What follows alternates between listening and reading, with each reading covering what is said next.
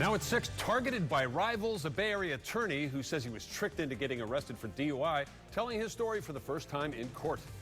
Good evening. I'm Brendan McLaughlin. And I'm Wendy Ryan. Thanks for joining us. Philip Campbell taking the stand late this afternoon against 3 men who are accused of plotting to get him arrested during a high-profile lawsuit.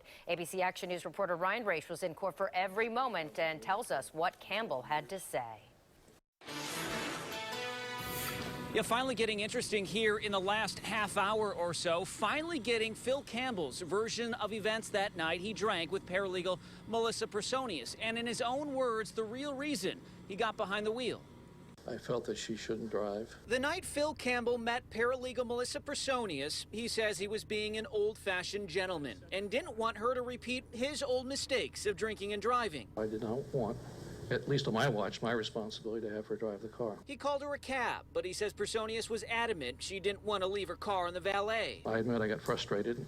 I don't know if I said fine or okay, but as a favor, I decided to move the car for her. This video showing Phil Campbell driving out of the valet. He says he was simply moving her car to a private parking lot to leave it overnight. He was pulled over moments later. Were you arrested for DUI? Yes.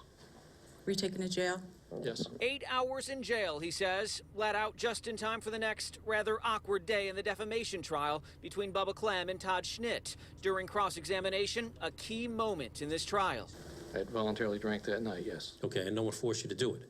Nope. No one forced you to drive? Nope.